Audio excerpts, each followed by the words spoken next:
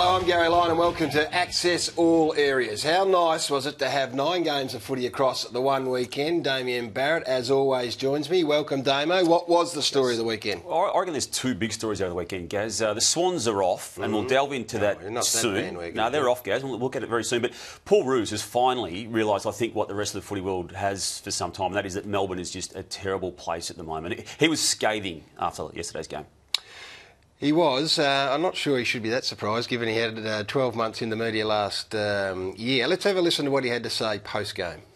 It's round 2, but yeah, I'm certainly putting a dossier together, my own dossier. You know, I mean, it's early in my tenure here, but certainly you're building up, a profile on each of the players, and you're seeing them under the heat, and you're seeing what they can and can't do, and you know, there's some non-negotiables in footy. That's just the reality of what the game is. If you can't do them, you can't play. Look, some of the stuff today, and I suppose that's the habit you're talking about. You know, look, guys missing chest marks.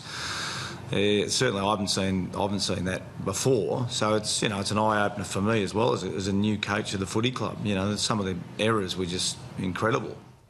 Guys, I know these can sometimes just be words, but to say it's an eye-opener, what's eye-opening about what's happening to Melbourne? It's been obvious to a lot of people for a long time, and it seems that Paul Roos is late on the uptake. Look, once you get on the inside, I guess you get a much better perspective about where a club is at. Look, the bottom line is Paul Roos is on big money. Big money, over $1.5 million we're led to believe, and the reason he is... He's on more than that. Well, whatever, is he's been put in that position to absorb some of the heat that is inevitably going to come, and that ate up Mark Neeld and it ate up Dean Bailey in the end.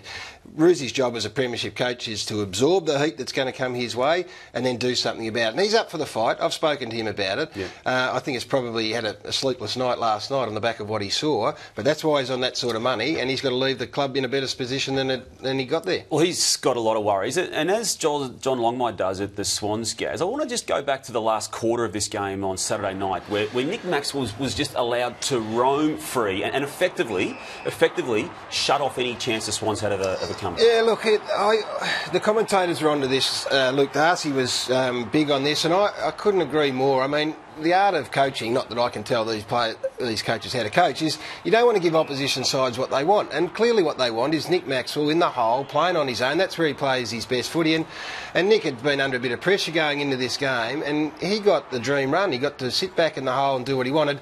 They finally sent someone to him, and then Harry Lamumba, or Harishi Lamumba, I can't even say his name. He was the man that got in the hole. So I didn't think it was a great night for Johnny Longmire. Well done to Nathan Buckley. Scott Pendlebury was outstanding, wasn't he? And his record of that particular venue out there at the Olympic Stadium is quite phenomenal when you go back. We talk about no surprises. No surprise that this bloke did what he did on the weekend. But, I mean, this is the last 4 outings at ANZ Stadium.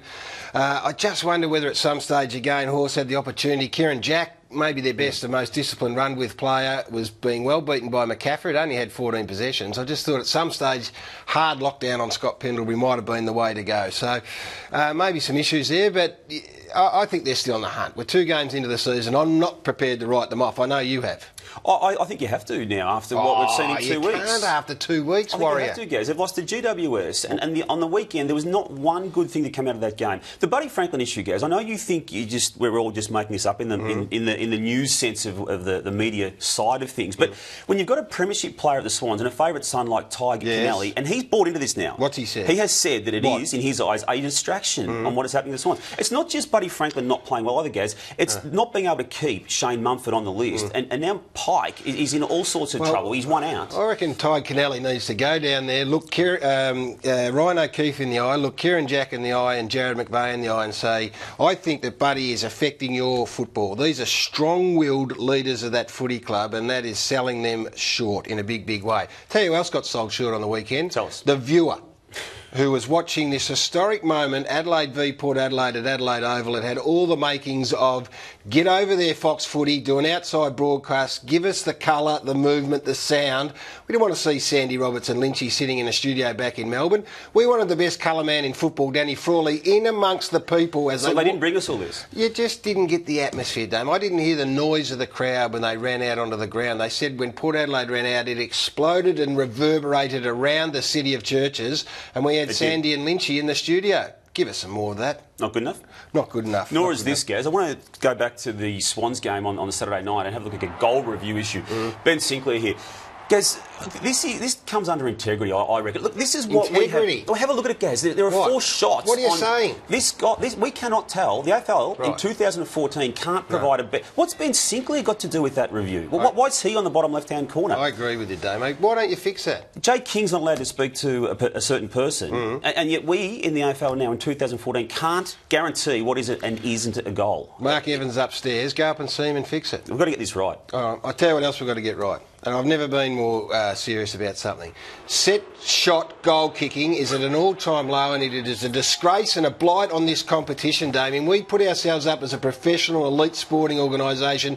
We'd be laughed out of town when you look at players missing these absolute sodas. Some of these guys in a professional era, $280,000 minimum. Some of these are on $800,000 a game. Well, Travis Cloke is effectively failing their fundamental duty. And I say, when you pick best players, when you pick all Australian teams, and when you pick NAB Rising Stars, leave these blokes out because they are failing in their duty as footballers.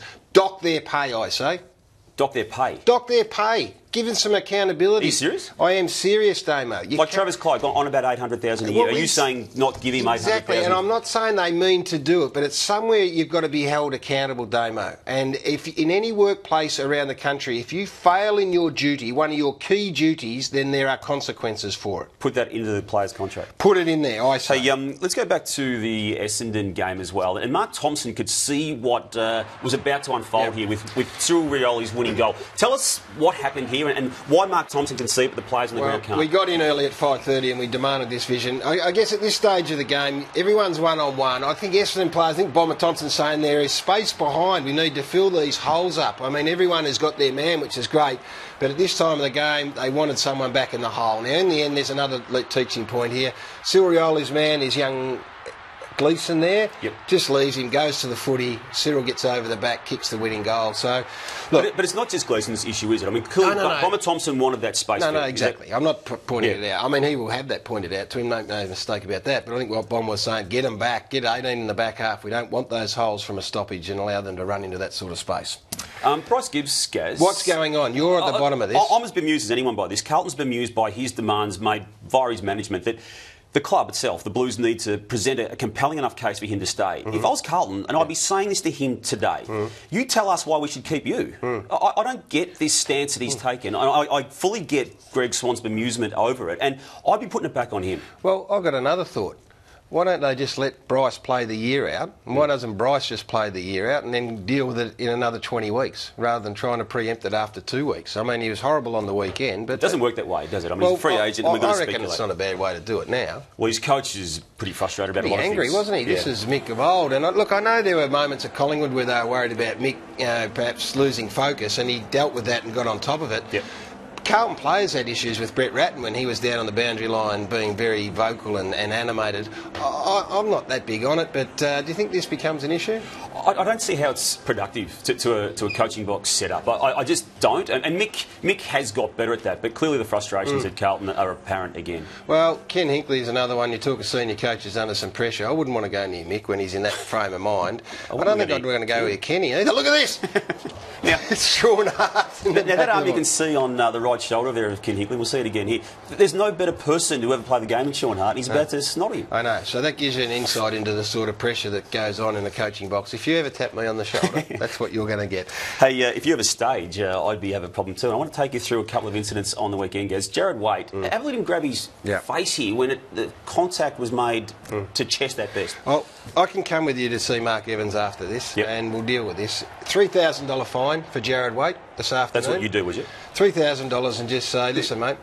Just before you do that, this is Jordan Lewis again against Essendon. Goddard gets him. Now, it does get him, and there's a bit of force to it. $1,500 for Jordan Lewis. I'll fix this in one hit. Players don't like to get hit in the hip pocket. Well, the AFL has got a staging rule, guys. They've only used it officially once. Either use it today on Jared Waite or remove the rule. That's what it gets down to. Well, it has to be used, and it's easy. $3,000 to Waite. He won't like to pay that, but he'll cop it. And then for Jordan Lewis, who's a tough, hard man, $1,500 because he didn't need to go down. End of story. Hey, the big eagle at the MCG to get rid of the seagulls wasn't in operation on Thursday night, Warren. What happened there?